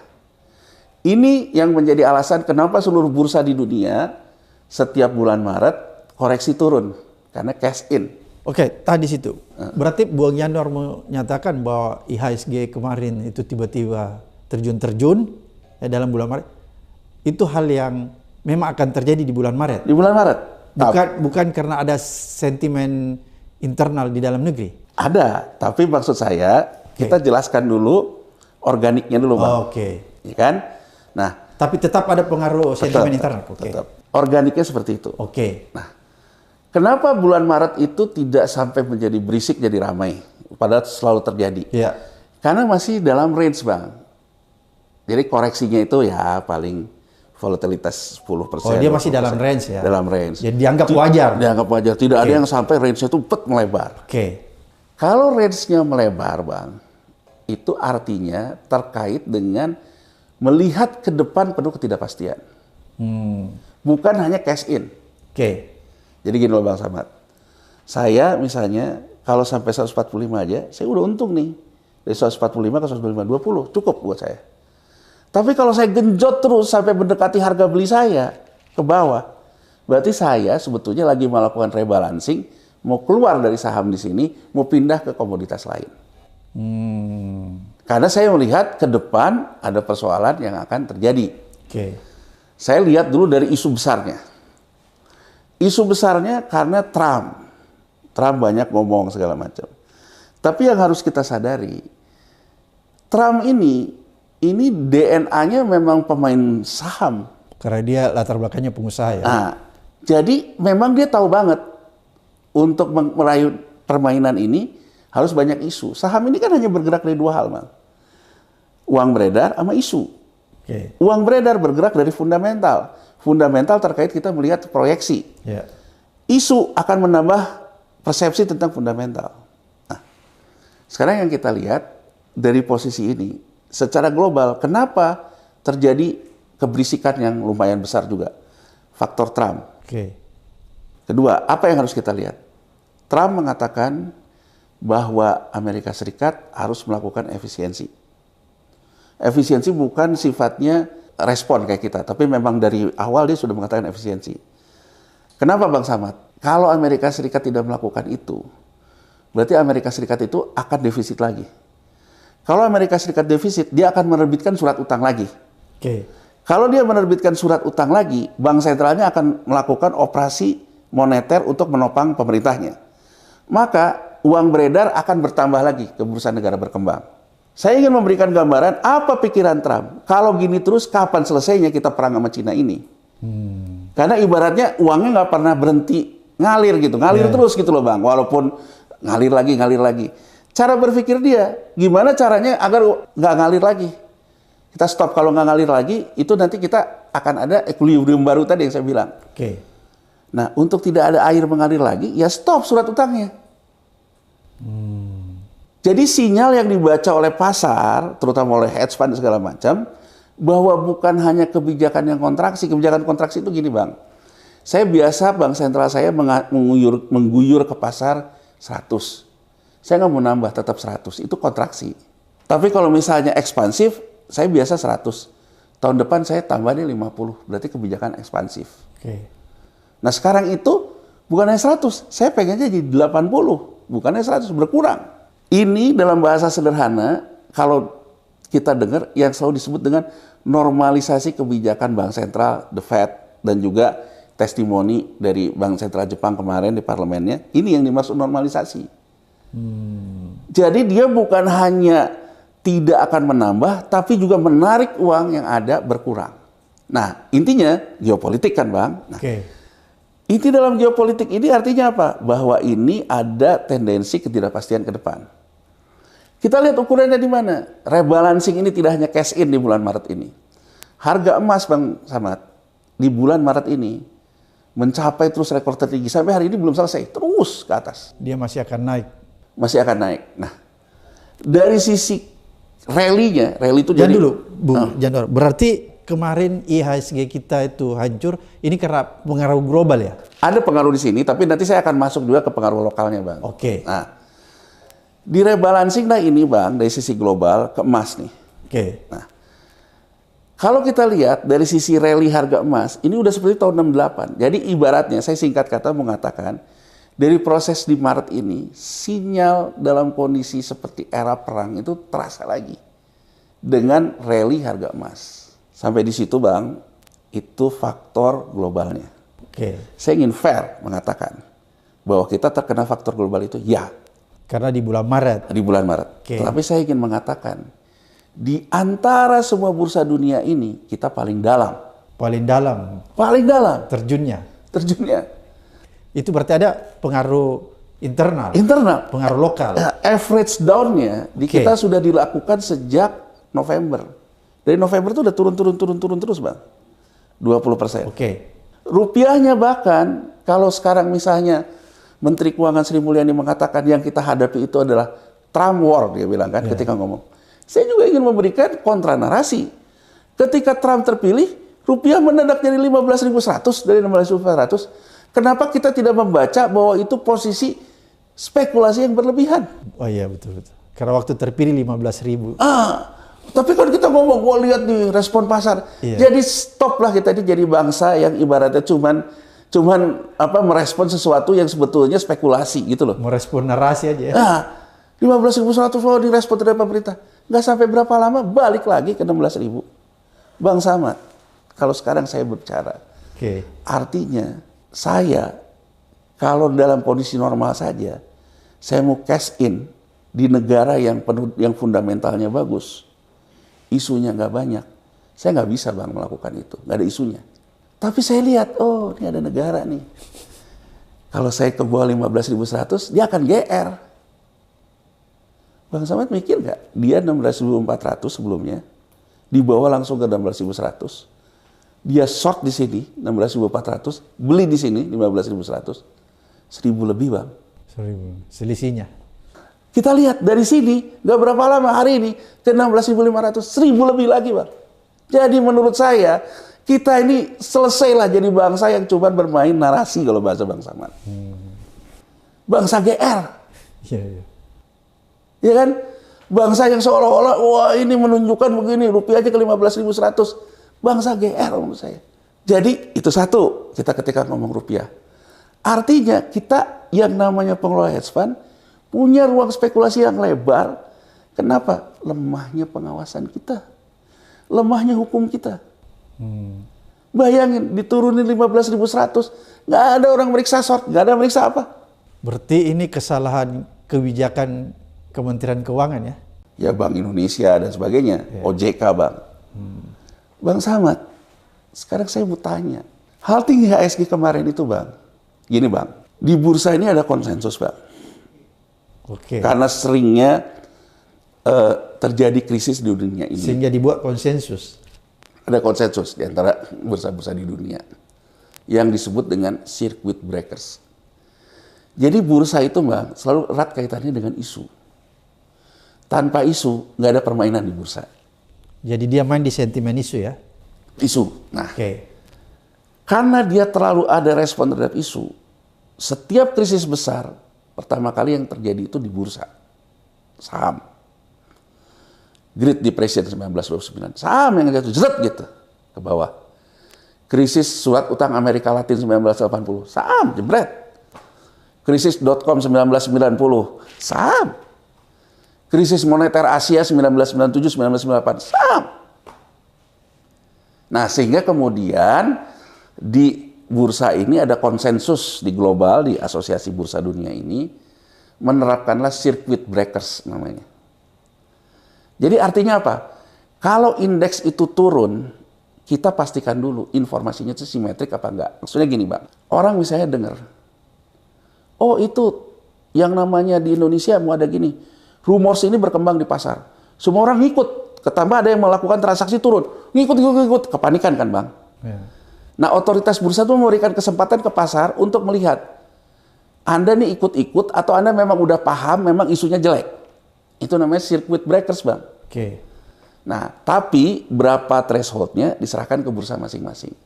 Gampangnya Bang, seperti saya selalu bilang gini. Di rumah kita ada buat listrik, ada dayanya. 500 watt katakan saja Bang. Kita nyalain kulkas, nyalain apa. Anak kita mau nyalain TV kan. Kita bilang, jangan nyalain TV. Nanti turun. Tapi anak kita mikir, alah berapa watts ini. Cepet. Itulah circuit breakers. Makanya Bang Samad kalau mau cari buat ini PLN itu, kalau di Amazon, namanya circuit breakers itu alat. Gitu. Nah, itu jatuh Bang. Nah, saya ingin mengatakan, yang terjadi di Selasa itu sebetulnya itu. Nah, jeda 30 menit itu juga aturan konsensus. Oke. Nah, saya lihat kemudian, saya pada waktu itu orang banyak tanya banyak ini, saya lihat ini apa. Saya paham ini circuit breakers. Kalau circuit breakers, emang ada isu besar apa? Mohon maaf nih, bukan saya mengatakan apa pemerintahan ini lagi ada yang mau kudeta gitu kan misalnya kan gitu loh Bang. Kalau misalnya saya ambil contoh lagi, contoh yang alhamdulillah di bulan baik ini kita diberikan 2 contoh sekaligus. Satu orang ngejepret karena daya di Bursa Efek Jakarta Indonesia, satu lagi memang karena isu yang berat di Turki Jumat lalu. Turki juga kena circuit breakers, tapi memang ada isu politik karena Erdogan menangkap wali kota itu kan. Jadi emang ada isunya. Kalau di Indonesia kan nggak ada isu. Nggak ada isunya. Jadi saya pikir kok nggak ada isu, kok circuit breakers gitu kan. Saya lihatlah displaynya. Saya lihat yang gede-gede yang berpengaruh terhadap indeks BCA 1%, 2%, Telkom segini. Dan saya ingat Bang. Jangan dulu Bang, tidak ada isu tapi dia bisa hancur begitu. Apakah itu bukan bagian dari skenario permainan internal? Ini saya mau masuk ke sana. Oke. Nah, jadi Jumat itu kan Selasa Bang. Oke. Jumatnya, saya itu buat status di Facebook saya. Karena ada saham DCII, ya, DCII, data center ini. Saya bilang, ini kok marking the close. Apa tuh marking the close? Gini Bang, sampai dengan sebelum penutupan 5 menit, harganya itu masih di 130 misalnya. Tahu-tahu pas penutupan, cek, naik. Naiknya Bang ke 205.000. 2 kali lipat. Saya buat status di Facebook. Ini udah window dressing, marking the close, karena dilakukan di akhir sesi, harganya dibawa ke antariksa, saya bilang, 205.000. Dan saya bilang, ini pasti nge-short. Nge-short itu artinya apa Bang? Saya pasang posisi di sini, di beberapa hari berikutnya, saya akan turunin ke bawah, yang saya seperti bilang tadi, kayak main short di US dollar yang saya ceritakan. Ini main shortnya di saham nih, dua ke sini, jatuhin ke bawah. Yang terjadi di hari Selasa itu Bang, sama tuh saham DCII langsung diturunin sampai ke batas penurunan maksimal yang namanya authorization bawah. Yang tidak dihitung apa, saham itu sudah menjadi 205.000. Dia sangat berpengaruh terhadap indeks. Kan indeksnya pakai bobot Bang, harga kali jumlah lembar. Dilakukan juga oleh saham brand Barito Pacific TPIA. Jadi ini DCII ini semenjak dibeli Salim masuk, dari 30.000 udah sampai ke 200.000. Brand punyanya Barito Pacific, Prayogo Pangestu. TPIA juga punya Barito Pangestu. Saham ini di hari Jumat itu posisinya dibawa ke atas, di hari Selasa dibawa ke bawah. Jadi menurut saya Bang, yang terjadi di hari Selasa itu Bang, yang terjadi di hari Selasa itu ibaratnya seperti anak kita di rumah nyalakan TV, tapi karena ternyata wattnya besar langsung jegrek. Jadi belum ada isu yang sifatnya itu masif. Nah yang saya sayangkan apa Bang? Ini kita kalau lihat sinyalnya lagi Bang. Saya tuh tidak menunggu Sri Mulyani, Menteri Keuangan yang meyakinkan pasar. Tidak menunggu juga Gubernur Bank Indonesia, Peri. Yang muncul adalah Bu Sri Mulyani.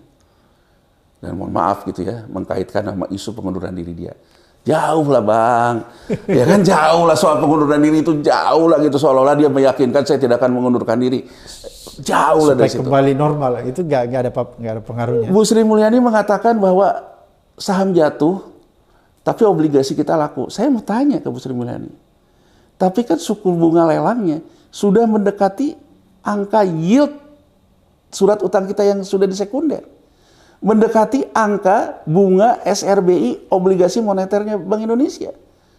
Berarti harga yang harus kita bayar apa? Bunga baru kita tuh naik. Artinya apa, Bang? Artinya kan bunga kita naik. Terlepas dari itu, dalam posisi ekosistem pasar modal, Bu Sri Mulyani melakukan press conference itu tidak ada bedanya dengan manajemen DCII memberikan press conference. Karena Bu Sri Mulyani dalam posisi ini orang yang menerbitkan surat utang yang diperdagangkan di pasar. Bang, yang saya tunggu, mana nih Ketua OJK sama di Rut Bursa melakukan press conference, apa yang terjadi hari ini? Mohon maaf Bang, bukan saya juga merasa keminter ya. Yang menjelaskan halting itu apa, circuit breaker itu apa. Saya rasa malah saya tuh orang luar. Iya, betul. Mengkomunikasikan bahwa ini terjadi apa aja nggak ada. Nah sekarang saya ingin mengatakan apa yang dilihat pasar terhadap kondisi ini. Datang DPR, Abang Dasko dan DPR. Ya. Di Rut Bursa mengatakan, Bang Dasko datang, gerak lagi. Ya ampun, saya pikir. Ini kita memberikan sinyal kepada dunia, Indonesia adalah negara politik di atas hukum. Kenapa saya katakan demikian, Bang? Harusnya pada hari itu, di Rut Bursa dan OJK mengatakan, kita udah lihat circuit breaker begini, terkait saham ini, kami akan melakukan proses pemeriksaan dan kami akan umumkan kepada publik. Itu, Bang. Itu yang harus dilakukan sebenarnya. Bang, Amerika dipercaya menjadi tempat investasi. Bukan karena omongan Trump yang ngaco kayak gini. Tapi orang percaya di Amerika yang namanya otoritasnya, US SEC. Kalau ada sesuatu, ibarat main bola, dia lihat VAR-nya, video assistant resistance-nya. Itu kayak main bola. Kalau dia kena, dia lakukan. Hukum, Bang, yang membuat investasi itu dipercaya. Penegakan hukum dan pengawasan. Law enforcement-nya. Law enforcement. Nggak berapa hari berikutnya, saya dengar, saya banyak yang ngirim. Karena saya banyak juga ditanya soal halting ini. Coba dengerin deh apa yang disampaikan oleh Ketua Komisi 11 DPR soal ini. Ya, saya kenal juga. Dia bilang bahwa saatnya kita buyback. Nasionalisme melawan asing dan sebagainya. Bang, saya ingin mengatakan dengan segala kerendahan hati. Ya kan? Ya. Pak Presiden, negara ini sedang memberikan sinyal. Ini negara politik. Bukan negara hukum. Sampai hari ini tidak ada tuh statement dari OJK. Sekarang saya tanya, apa yang saya pandang dari situasi itu? Ini negara surganya spekulasi. Pengawasannya lemah. Law enforcement gak ada. Penegakan hukumnya lemah. Sudah nyata-nyata ada yang kepleset aja tidak diapa-apain. Mainkanlah ini barang. Ini yang mengakibatkan rupiah kita semakin tidak menentu. Saham kita semakin tidak menentu, Bang. Karena spekulan semakin bermain. Oh iya, Bang. Sekarang karena dipikir ini situasi paling cocok untuk dia main ya. Bang, sekarang saya cari investor. Bang Samad. Saya punya uang. Saya lihat Bang Samad nih. Bang Samad ternyata meyakinkan. Oh boleh nih. Saya percaya sama dia. Oke, Bang Samad. Usaha ini Pak akan 10 tahun. Oke, saya posisi long ya sama Anda ya. Karena saya percaya. Itu yang namanya investasi sektoril, Bang. Tapi saya lihat, bokis juga. Bokis ini kan ibaratnya jago ngomong aja begini begitu. Padahal duit nggak ada, segala nggak ada gitu. Saya masuk nggak ke Bang Samad? Masuk. Tapi spekulasi kan? Karena saya tahu Bang Samad bakal kalah sama saya. Bahasanya tuh apa? Jangan pernah ngelawan bandar kan? Hah? Bang Samad dapat nggak investasi dari saya sebagai bandar? Dapat. Tapi posisi yang Bang Samad dapetin short. Uang panas, bukan long. Hubungannya pun yang tadinya teman bisa jadi musuh. Nah, saya ingin mengatakan itu Bang Samad. Dalam posisi kayak gitu, dari kejadian kemarin kita mempertegas negara ini politik di atas hukum. Kasarnya, kenapa nggak sekarang pimpinan DPR duduk aja sana di bursa kalau memang dia yang membuat bursa itu menjadi meyakinkan. Suruh aja dia nongkrong situ ya? Suruh aja nongkrong di situ. Supaya stabil terus. Saya ingin memberikan gambaran lagi apa Bang? Contoh spekulasi ini. Kemarin personal dan antara diumumkan. Ya. Rame lagi Bang, semua orang ngomong. saham udah 4%. Sebentar lagi circuit breaker kena 5% kan. Ramai banget. Orang gini-gini, saya lihat. Di hari kemarin waktu Danantara mengumumkan sesi 1 itu, turun Bang, dan turunnya rata, bukan kayak waktu hari Selasa lalu. Betul. Semua saham BUMN turun. Berapa saat dulu di 4 diberhentiin. Saya bilang nih mencegah circuit breaker. Kalau kena circuit breaker kan mencegah kan. Saya bilang ke beberapa teman-teman wartawan yang telepon sama saya, ini nggak akan ke circuit breaker, dia akan cegah di situ. Dia tanya, apa ini karena personil Danantara, ada kaitan dengan personil Danantara? Saya bilang gini, nanti begitu personilnya diumumin, ini saham akan rebound ke atas, pakai saham BUMN. Kenapa?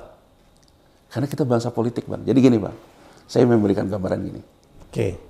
Saya sekarang posisinya spekulan lah, ya, atau hedge fund lah. Wah, jam 12 CEO Danantara, Rostan Roslani mengumumin tentang posturnya. Pasti dia mau pasar berespon positif. Dalam artian apa? Harga sahamnya naik begitu setelah dia ngumumin. Apa yang saya lakukan Bang? Saya short tuh ke bawah, jebret, hajar ke bawah, saya beli di bawah. Karena saya yakin setelah dia ngumumin, pasti ada yang beli untuk urusan citra. Untuk pencitraan ya? Hari itu Bang, nggak keluar duit, nggak keluar apa Bang, saya posisi kayak gitu, udah untung berapa di saham BUMN. Ini semakin menunjukkan bahwa kita sebetulnya menjadi permainan akibat ulah sendiri. Ulah sendiri yang selalu mengambil narasi, wah saya didukung pasar, oh rupiah 15.100. Padahal kita tidak menyadari itu bagian dari permainan yang menuju ke jurang kita juga. Bahkan saya ingin sedikit menggelitik, jangan-jangan dia juga yang beli di bawah, beli di atas. Yang disuruh bisa BUMN, bisa segala macam. Saya tidak menuduh Bang. Tapi kan hal itu kan bisa saja terjadi. Tapi kita berharap apa Bang? Orang yang terjadi halting aja, nggak diapa-apain sama OJK, apalagi kita ngomongin yang gini-gini gitu loh Bang. Nah jadi saya ingin mengatakan Bang, satu hal lagi Bang. US dollar index itu sekarang lagi dalam posisi rebalancing. Jadi US dollar index itu turun Bang. Artinya rupiah kita terus melemah di saat US dollarnya dalam posisi turun karena rebalancing ke emas, karena menggeser ke emas. Kenapa kok rupiah kita malah melemah? Padahal US dollarnya dalam posisi turun. Oke. Ini menunjukkan yang Abang tanya dari awal. Berarti ada masalah di internal kita. Masalahnya apa Bang?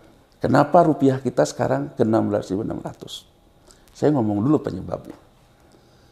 Penyebabnya di saham volatilitas yang saya bilang tadi terlalu tinggi. Itu penyebab utamanya. Ya, asing melakukan day trading. Day trading itu gini Bang. Saya jual di hari ini, saya beli, nanti saya dapat rupiah karena nasabahnya di luar negeri tukar US dollar. Melemah ya US dollar. Ada yang intraday, yang tadi T2, T3. Jadi artinya posisi asing yang cash in dari saham ke rupiah itu menambah demand terhadap US dollar. Oke. Itu melemah kita. Kedua, surat utang negara kita dalam beberapa hari ini yield-nya naik. Jadi dari tadinya harganya 97 turun ke 95-an. Nah sekarang saya ingin mengatakan, kalau dikatakan optimis terhadap kondisi fiskal Indonesia, sampai dibilang, oh kita jualan surat utang laris tuh. Bunganya, pertanyaan saya tadi bunganya berapa? Bunganya kan naik. Kalau dia laris karena merasa optimis terhadap kondisi fiskal kita, kenapa juga 2 hari ini barang di pasar sekunder dijual lagi sama dia? Menaikkan yield. Jadi kalau sekarang saya ditanya, apa yang menyebabkan rupiah ini sampai 16.600? Cash in dari orang menjual saham, cash in dari orang menjual surat utang negara. Sekarang kita lihat, mampukah kita memberikan persepsi positif terhadap hal ini? Satu, yang dibaca pasar, pemerintah ini kesulitan cash flow. Oke. Kalau pemerintah ini kesulitan cash flow, pemerintah akan mengatasi dari surat utang. Di tengah yang saya bilang di awal tadi Bang, Bank Sentral Utama lagi dalam tidak posisi mengalirkan uang. Bang Samad, yang jauh mengerikan itu sebetulnya testimoni Gubernur Bank Sentral Jepang di parlemennya, di DPR-nya. Di hari Senin kemarin. Itu yang mengakibatkan juga indeks turun. Oke. Jadi Ueda, Gubernur Bank Sentral Jepang mengatakan, jadi pasar mempersepsikan Asia ini akan mengalami tekanan besar di 2025. Bang, orang itu selalu mengatakan di Indonesia nih, ekonomi politik nih, Amerika versus Cina, Amerika versus Cina. Orang lupa loh terhadap peran Jepang. Bang, Jepang itu dari tahun 70, dia menerapkan yang namanya suku bunga rendah. Sehingga uang itu namanya itu kalau di pasar keuangan itu di carry trade. Dapatnya itu dari Jepang, tapi dia carry trade ke negara lain. Ketika Asia kena krisis moneter 98, di tahun 2000, Jepang itu kembali memayungi Asia dengan kebijakannya itu. Jadi Cina pun sebetulnya Bang bisa membangun, terlepas dari Cina memang melakukan reformasi struktural Bang terhadap ekonominya. Tapi dia juga didukung oleh kondisi iklim uang di Asia yang memang dibiarkan oleh Bank Sentral Jepang banjir lah, basah. Likuiditasnya itu ada. Di tahun 2023, Jepang bilang kita harus mulai keluar dari kebijakan lama kita. Kebijakan tradisional kita. Karena kenapa? GDP dia mulai turun. Di bulan Februari, Bang, angka suku bunganya itu sudah kembali ke angka waktu tahun 2005. Nah, di pasar orang memforecast, Bang, kira-kira di bulan Juli, Jepang akan kembali ke titik yang paling bawahnya. Jadi Bang, kenapa terjadi rebalancing ke emas segala macam itu Bang? Orang ngelihat Asia akan kering uang, kemungkinan kena di bulan Juli. Yang mengejutkan, testimoni Gubernur Bank Sentral Jepang di parlemen, dia bilang, tiada keraguan sedikit pun dia bilang, bahwa kita harus segera melakukan kebijakan normalisasi neraca, meninggalkan kebijakan ortodok kita. Meskipun itu mengakibatkan rugi bagi Bank Sentral, rugi uang maksudnya. Ini Bang, menurut saya, dalam faktor kayak gini, kita itu Bang, waktu ketika kebijakan yang sama ini pernah dilakukan oleh Bank Sentral Amerika Serikat di 2011. Makanya rupiah kita pernah melemah di 2013. Di 2013 itu, kata Gubernur Bank Sentral Amerika Janet Yellen, di kongresnya, kita harus jeda, karena ada 5 fragile country yang kena. Indonesia. Bang. Turki, Brazil, India, Afrika Selatan. Saya tidak menakut-nakuti. Turki udah kena kemarin karena isu. Kita belum. Nah, Janet Yellen di Februari 2014 mengatakan kita jeda, memberikan kesempatan 5 negara ini supaya mereka free. Mereka free dulu. Luar biasa netizen apa yang disampaikan Bung Yanuar ini membuka cakrawala kita semakin luar biasa ya. Mengedukasi kita sekaligus mencerahkan. Mudah-mudahan pada akhirnya kita bisa melihat apa yang sedang terjadi di negeri ini. Dengan begitu kita bisa mengambil satu posisi untuk bisa lebih arif melihat kondisi yang sedang terjadi. Sampai ketemu di episode berikutnya di Abraham Samad Speaker.